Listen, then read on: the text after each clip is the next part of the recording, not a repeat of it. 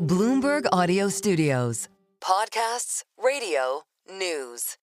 Senate Republicans working on changes to the House GOP tax plan, looking to require fewer cuts in Medicaid benefits for the poor and disabled. The move aiming to appease members of the party worried about public backlash. I'm pleased to say that a good friend of this program, a good friend of ours, the Congressman from Arkansas, French Hill, joins us now for more. Congressman, good to see you, sir. Jonathan, great to be with you and Lisa and Annmarie. Always good to be back in New York. Is it turning out to be as much fun as you thought it would be down in Washington?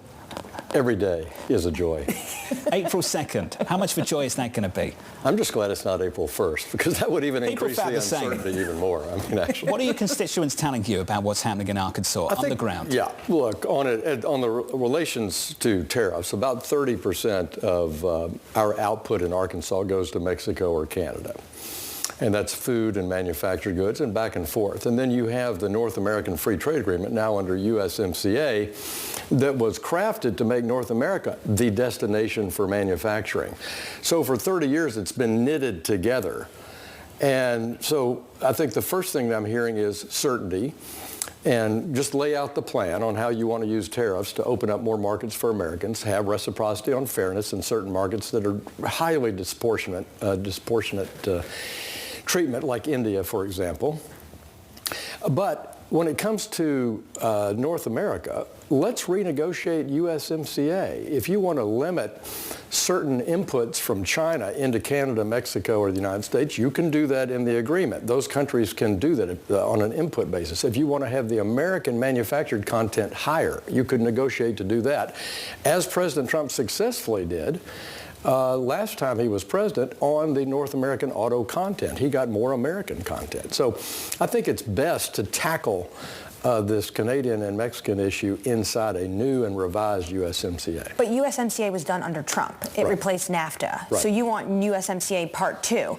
Do you think that's what he's getting at, Donald Trump here, the president? He's getting at the start, bringing those 2026 talks up into the mid-2025. Yeah, potentially. And I think that's not wrong thinking on his part. If you're concerned about Chinese dumping through transshipment of steel, for example, into Canada or Mexico, let's deal with that inside the agreement. Let's have Mexico deal with that in their own trade policy on inputs coming into the country.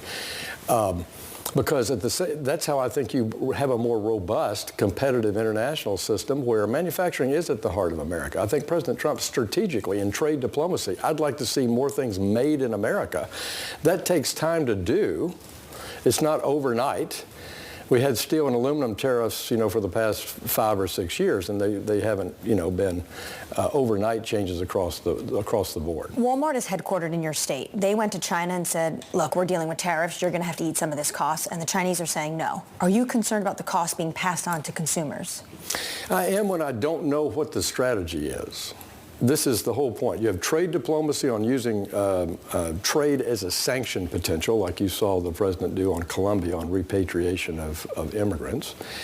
You had trade used for reciprocity to bring down actual barriers that benefit actually both countries potentially over time. And we did that successfully for 40 years. We did it targeted. When I was in the White House working during the Bush administration, we used Section 301 to target bad activities by principally then Japan to open those markets doing this kind of tariff activity and limitation on imports to the U.S. So you can do that in a classic trade diplomacy situation. But when you have across the board and it's not clear on what the time frame is for the increased production in the U.S., I think that's the challenging part. But is it your sense when you speak to the White House that April 2nd is the start of negotiations, that at the end of the day, the president is a deal maker and wants to get deals done? Well, I hear from my colleagues on the House, they want clarity like the American business wants. So you tell us what components and what timeframes you want to do trade diplomacy, you want to use reciprocity, you want to protect certain industries in the U.S. where you want to have achievable gains in production here.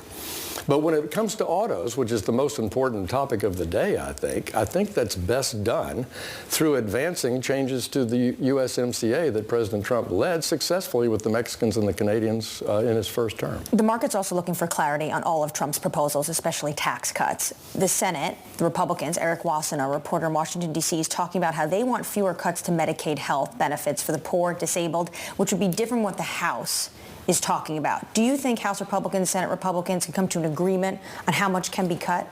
I do. I think we'll come to an agreement. I think we can come to an agreement rather quickly on a joint House and Senate resolution for reconciliation so the committees can get to work. And I just referred to the Wall Street Journal story today talking about duplicate payments in Medicaid across the states and how large that number is. House Republicans are looking ways to improve Medicaid, focus Medicaid on the most vulnerable, the young, the poor, the disabled, and trying to wring costs out of the systems.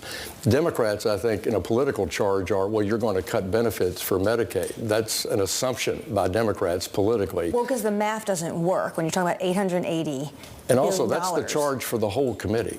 Right, Yeah. but most of that money goes to Medicare, no? Right, but look at the numbers, and I think that's what the House and Senate want to do. Let's get to a Senate resolution, and let's let these committees work to mark those bills up to find the savings that we can produce. Besides the extension of TCJA, what other tax cuts do you think are actually feasible? The president has talked about no tax on Social Security, no tax on tips. Just this week, no tax on auto loans apparently is being thrown out there and he's flirting with. What actually can get passed? Well, this is the beauty of the reconciliation process because the president puts his plan out there, his best ideas, what he wants to try to accomplish.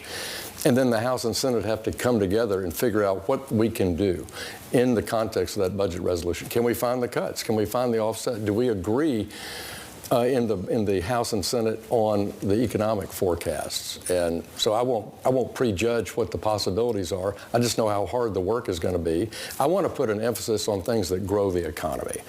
So if we have to narrow the focus on what amount of tax cuts we're going to have, let's focus on ones that produce production, more jobs, faster economic growth. Do tariffs increase revenues and turbocharge growth? Again, this depends on the strategy, Lisa. You can have an across-the-board modest tariff that might raise revenue and not impact growth economically. But what is your goal? Is it reciprocity? Is it market opening in new countries? Is it level of the playing field, or is it increasing production in the U.S.? Those things are sometimes in conflict. What number are you penciling in for the tariff revenue to offset some of the cuts? Right. So in Congress, we're actually not penciling in tariff revenue because it's not counted by this Congressional Budget Office as an offset, which doesn't mean we can't count it. Like if there was a strategy and it laid out, the two budget committees could agree. We will accept some revenue from projected tariffs in the revenue estimates in the reconciliation package. But we're not, as of now, counting that. That's a hypothetical that we're actually not counting on right now. Has Walmart been in touch? I imagine they must have reached out to you and other representatives of Arkansas. How upset are they about this? Well, they want, I think, so many businesses, and they report on your broadcast on a regular basis, they can live with certain things if they know what the plan is. And so Walmart's concerned about the number one thing they think about every single day, which is the American family they serve, and they want to make sure that that can be done in an affordable way. That's their goal in life. So this could interfere with that. But we need to wait and see what the ultimate goal is. Do you think the White House appreciates that? Because we hear this every single day, and we've said on this program, confidence coming into 25 was sky high. We wanted to see that sky-high confidence translate into hiring, into investment. Right. And the lack of clarity, the lack of certainty, it's really held things back, and you see that in the sentiment surveys now. Does the White House, in your opinion, sort of understand that? The lack of certainty, the lack of clarity is holding this economy back. I certainly think Treasury Secretary Bessent and National Economic Council leader Hassett know that. They're very experienced in economic policy making. And my view is you've got I think, clarity about right-sizing regulatory costs in the economy. You've got clarity about trying to reduce the bureaucracy in the government. You've got clarity on where we want to go on tax policy. We need an equal amount of clarity on the strategy in and around tariffs and increasing manufacturing here. President Trump's big picture point is a good one, but you've got to develop a workable strategy to do that. And I think that's what the role of the Treasury Secretary, the Commerce Secretary, and the National Economic Advisor, that's their principal mission. Congresswoman Elise Stefanik is going to be staying put in Washington, D.C., not coming to New York to work at the UN. Do you think that's an admission by the White House that they're nervous about getting this tax bill done through Congress? They have the votes? Well, it surprised me. I'll be candid. I think Elise was an outstanding member of our leadership team. We welcome her back to the Congress, but I also thought she was going to be an exceptionally well-trained and qualified ambassador for the president at the United Nations. It could signal that. I think President Trump's own quote says we need to make sure we have the votes in the House. So if you consider that an admission, we welcome her back. I think it says that maybe replacing her with a Republican they think might be tough in New York as a political strategy, which is that's been a red district. But you know, that may indicate that. And we need every vote we have. We have the most narrow margin. Mike Johnson has the most narrow margin since World War I. And so we don't want to have a gap there. And when we passed Tax Cuts and Jobs Act back in President Trump's first term, I think some 20 Republicans voted no. So we don't have the luxury of that this time. Congressman, we always appreciate your time. It's good to see you. Great to be with all of you. Thank you, sir. Congressman Fred Chill, and also the chair of the House Financial Services Committee.